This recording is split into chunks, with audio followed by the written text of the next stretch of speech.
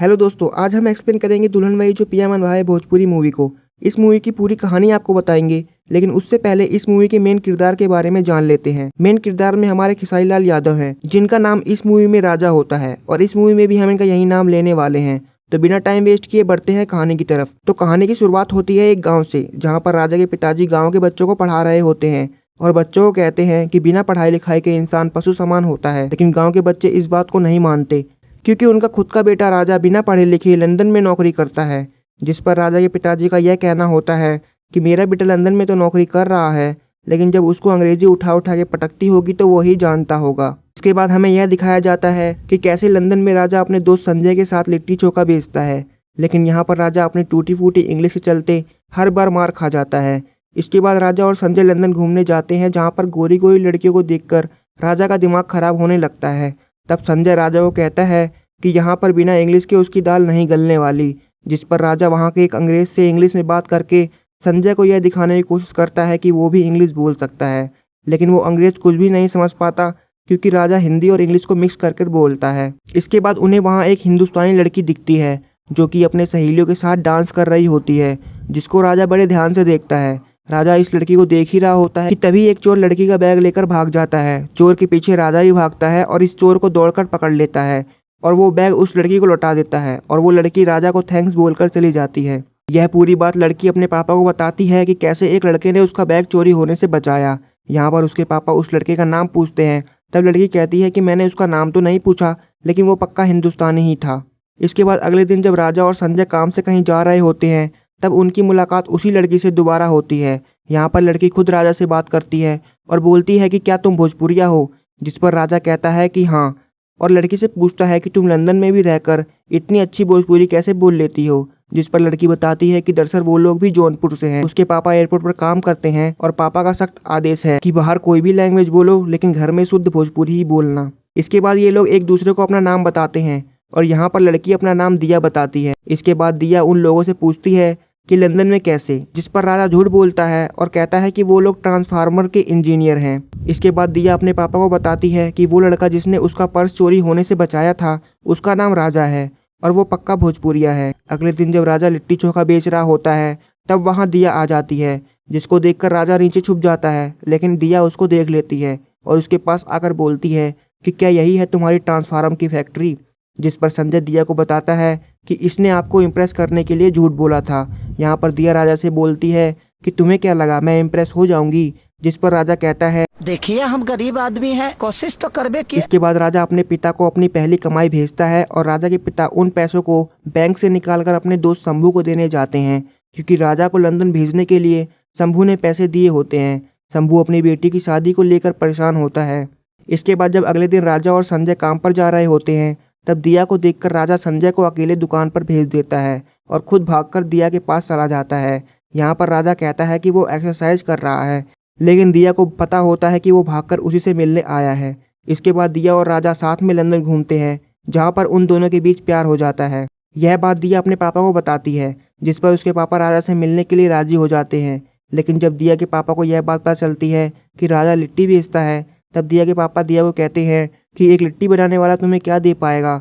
जिस पर दिया कहती है कि वो उससे प्यार करती है, लेकिन दिया के पापा कहते हैं कि प्यार से पेट नहीं भरता और वहाँ से चले जाते हैं। इसके बाद दिया के पापा राजा से मिलने खुद उसकी दुकान पर पहुंच जाते हैं, जहां पर राजा की लगन और ईमानदारी को देखकर दिया के पापा काफ़ी इम्प्रेस होते हैं और घर जाकर राजा से मिलने के लिए हाँ कर देते हैं।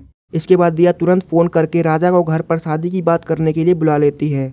अब क्योंकि राजा और दिया के पापा पहले ही एक बार दुकान पर मिल चुके होते हैं, इसलिए राजा देखते ही दिया के पापा को पहचान जाता है। यहाँ पर दिया के पापा शादी के लिए तो मान जाते हैं, पर राजा कहता है कि मुझे अपने बाबूजी से बात करने के लिए इंडिया जाना होगा, क्योंकि वो पुराने ख्यालात के आदमी हैं। जिस पर दिया के पापा को यकीन हो जाता है कि उसकी बेटी का सिलेक्शन बहुत अच्छा है। इसके बाद राजा इंडिया जाता है और इंडिया जाके अपने पिता से दिया और अपनी शादी की बात करने का मौका ढूंढता है। और दूसरी तरफ दिया बार बार राजा को फोन कर परेशान करती है और पूछती है कि क्या उसने शादी की बात करी। लेकिन तभी वहाँ एक आदमी आता है जो राजा के पिता को बताता है कि उनके दोस्त शंभू की तबीयत काफी खराब हो गई है। राजा और उसके पिता तुरंत शंभू के घर जाते हैं, जहाँ पर शंभू काफी परेशान होता है और कहता है कि लगता है वो अपनी बेटी का कन्यादान भी नहीं कर पाएगा, क्योंकि आज तक कोई अच्छा लड़का नहीं मिला और इस हालत में वो लड़का कैसे ढूंढेगा। जिस पर शंभू की पत्नी की नजर राजा पर जाती है और राजा से अपनी बेटी की शादी की बात करती है, जिस पर राजा के पिता शंभू को वचन दे देते हैं कि अगर उन्हें राजा पसंद है तो अब उनकी बेटी की शादी राजा से ही होगी, क्योंकि राजा के पिता के ऊपर शंभू का बहुत एहसान होता है। इसलिए राजा के पिता सोचते हैं कि इसी बहाने उन एहसानों को भी चुका देंगे। इसके बाद रात का सीन दिखाया जाता है जहाँ पर राजा अपने पिता का पैर दबा रहा होता है और राजा दिया के बारे में बता ही रहा होता है कि तभी वहाँ फोन आता है और उन्हें पता चलता है कि शंभू की तबीयत काफी बिगड़ गई है। इसके बाद ये लोग तुरंत शंभू के घर जाते हैं जहाँ शंभू की तबीयत काफी नाजुक होती है, जिस पर शंभू कहता है कि अब उसका जाने का वक्त आ गया है, वो अपनी बेटी का कन्यादान नहीं कर पाएगा। जिस पर राजा के पिता वचन देते हैं कि अब तो शादी कल ही होगी। यहाँ पर राजा को कुछ भी सोचने समझने का मौका नहीं मिलता और राजा की शादी शंभू की बेटी तुलसी से हो जाती है। शादी के बाद राजा तुलसी से कहता है कि वो थोड़ा उलझन में है, उसे थोड़ा वक्त चाहिए और जमीन पर सोने लगता है, जिसको देखकर तुलसी कहती है कि जरूर कोई मजबूरी होगी जिसके कारण आप वक्त मांग रहे हो, इसलिए आप ऊपर सो जाओ, मैं नीचे सो जाती हूँ। इसके बाद दूसरे दिन का सीन दिखाया जाता है जहाँ दिया काफी परेशान होती है। वो राजा को फोन पे फोन करती है पर राजा एक बार भी फोन नहीं उठाता। इसके बाद राजा जब अपना फोन चार्ज पर लगाकर बाहर जाता है तब दिया का फोन आता है, जिसको तुलसी उठाती है। तुलसी जैसे ही फोन उठाती है उधर से दिया तुलसी को राजा समझकर खूब सुनाती है और कहती है कि वो उससे बहुत प्यार करती है, वो उसके बिना मर जाएगी। यह बात जब तुलसी सुनती है तो वो टूट जाती है और रोने लगती है। इसके बाद जब राजा लंदन जाने की बात करता है तब तुलसी भी साथ में जाने के लिए कहती है और राजा तुलसी को लेकर लंदन जाता है। लंदन पहुंचने के बाद संजय राजा और तुलसी को एक नए घर में ले जाता है।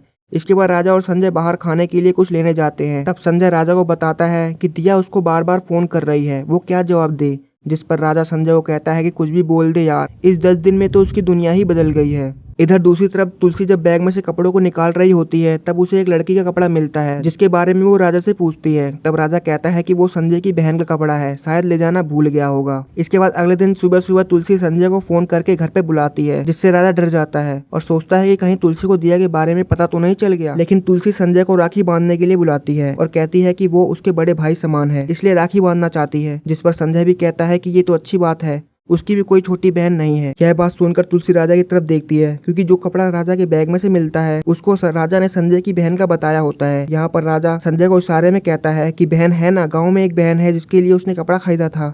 यहाँ पर संजय राजा के इशारों को समझ जाता है और हाँ बोल देता है। इसके बाद तुलसी संजय के साथ बाहर कुछ सामान लेने जाती है, जहाँ पर वो संजय से दिया के बारे में पूछने लगती है। पहले तो संजय कुछ भी नहीं बताता, पर जब तुलसी उसे अपनी कसम देती है तब संजय दिया और राजा के बारे में सब कुछ बता देता है। यहाँ पर संजय तुलसी को दिया की फोटो भी दिखाता है और कहता है कि यह बात राजा को पता नहीं चलनी चाहिए। इसके बाद तुलसी और दिया की मुलाकात तब होती है जब तुलसी मार्केट से कुछ सामान लेकर जा रही होती है। यहाँ पर तुलसी दिया को देखते ही पहचान जाती है और अपना नाम तुलसी ना बताकर संध्या बताती है और दिया का नंबर भी लेती है। यह बात तुलसी राजा को भी बताती है कि आज उसकी मुलाकात एक भोजपुरिया लड़की से हुई, जिसको सुनकर राजा घबरा जाता है और राजा लड़की का नाम पूछता है, जिस पर तुलसी दिया का नाम संध्या बताती है। यह सुनकर राजा रिलैक्स हो जाता है। अगले दिन तुलसी दिया से एक कॉफी शॉप में मिलती है। यहाँ पर तुलसी दिया के बारे में सब कुछ पूछती है, जिस पर दिया बताती है कि वो एक लड़के से प्यार करती है जिसका नाम राजा है, वो उसके लिए अपनी जान भी दे सकती है। वो कुछ दिन पहले इंडिया गया था हमारी शादी की बात करने, लेकिन अभी तक लौट कर नहीं आया। इसके बाद दिया तुलसी को अपने घर ले जाती है और अपने मम्मी पापा से मिलाती है, जहाँ पर दिया के पापा कहते हैं कि परदेश में कभी भी अकेला महसूस करो तो हमारे पास आ जाना। इसके बाद तुलसी को यह एहसास होता है कि राजा सिर्फ दिया से प्यार करता है और दिया भी राजा से उतना ही प्यार करती है। इसलिए तुलसी राजा और दिया को मिलाने के लिए दोनों को सेम टाइम पर सेम जगह बुलाती है और खुद दूर से ही सब कुछ देख रही होती है। अगले दिन जब तुलसी दिया से मिलती है तब दिया तुलसी को बताती है कि उसके चलते कल उसकी मुलाकात राजा से हुई, लेकिन उसकी शादी गाँव में एक लड़की से हो गई है जिससे राजा प्यार भी नहीं करता, लेकिन मजबूरन यह शादी उसे करनी पड़ी है। जिस पर तुलसी दिया को कहती है कि मजबूरी का रिश्ता ज़्यादा दिन तक नहीं चलता, एक दिन राजा तुम्हारे पास जरूर आएगा।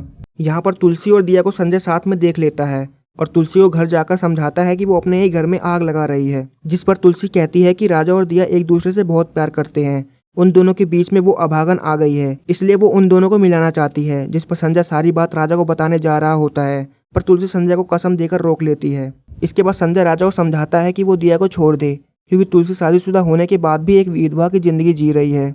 इसके बाद राजा की तबीयत बहुत खराब हो जाती है और तुलसी राजा की रात भर सेवा करती है, जिसको देखकर राजा को भी तुलसी से प्यार होने लगता है। अगले दिन तुलसी राजा की लंबी उम्र के लिए निर्जला व्रत रखती है। यहाँ पर राजा शर्मिंदा हो जाता है और सोचता है कि वो तुलसी के साथ अच्छा नहीं कर रहा है। यह बात राजा दिया को बताता है कि तुलसी बहुत अच्छी लड़की है, वो उससे प्यार करने लगा है, इसलिए वो उसे धोखा नहीं दे सकता। जिस पर दिया तुलसी की फोटो देखने के लिए कहती है और बोलती है कि आखिर हम भी तो देखें वो कौन सी लड़की है जिसका प्यार मेरे प्यार पर भारी पड़ गया। तब राजा तुलसी की फोटो दिखाता है, जिसको देखकर दिया कहती है कि ये तो मेरी सहेली संध्या है। संध्या का नाम सुनकर राजा भी सोच में पड़ जाता है कि संध्या तो तुलसी की सहेली का नाम था। यहाँ पर राजा को सारी बात पता चल जाती है कि तुलसी ने मेरे प्यार के लिए कितना बड़ा बलिदान दिया है। इसके बाद दूसरी तरफ तुलसी घर छोड़कर हमेशा हमेशा के लिए राजा और दिया की जिंदगी से चली जाती है। इसके बाद जब संजय राजा के घर जाता है तब ना तो तुलसी गेट खोलती है और ना ही फोन उठाती है, जिस पर संजय तुरंत फोन कर राजा को बुलाता है। जब राजा आता है तब वो लोग अंदर जाते हैं। अंदर जाने के बाद वो लोग पूरे घर में ढूंढते हैं पर तुलसी कहीं नहीं मिलती। लेकिन तभी राजा को टेबल पर रखा कंगन और एक कागज मिलता है, जिस पर लिखा होता है कि वो उसकी जिंदगी से हमेशा हमेशा के लिए जा रही है। इसके बाद वो लोग तुलसी को कई जगह ढूंढते हैं पर कहीं भी तुलसी नहीं मिलती। तभी संजय कहता है कि कुछ दिन पहले वो इंडिया के टिकट के लिए कितना पैसा लगता है पूछ रही थी। फिर वो लोग तुरंत एयरपोर्ट जाते हैं, जहाँ पर जाने के बाद उन्हें पता चलता है कि इंडिया की फ्लाइट तो चली गई है। वो लोग वहाँ से जा ही रहे होते हैं कि तभी तुलसी की आवाज़ सुनाई देती है, जिसको कि दिया के पापा ने रोक के रखा हुआ होता है। यहाँ पर दिया ने ही अपने पापा को फ़ोन कर तुलसी को रोकने के लिए कहा होता है। इसके बाद राजा तुलसी से माफ़ी मांगता है और कहता है कि अब वो उसके बिना नहीं जी पाएगा। और यहाँ पर दिया को भी ये एहसास हो जाता है कि वो प्यार में अंधी होकर कितनी बड़ी भूल करने जा रही थी। और यहीं पर इस कहानी का दी एंड हो जाता है। तो दोस्तों, आपको यह एक्सप्लेनेशन वीडियो कैसी लगी हमें कमेंट करके ज़रूर बताएं। और ऐसे ही एक्सप्लेनेशन वीडियो देखने के लिए हमारे चैनल को सब्सक्राइब करें और इस वीडियो को ज़्यादा से ज़्यादा अपने दोस्तों में शेयर करें। मिलता हूँ आपसे अगले एक और इंटरेस्टिंग वीडियो में। तब तक के लिए आपका बहुत बहुत धन्यवाद।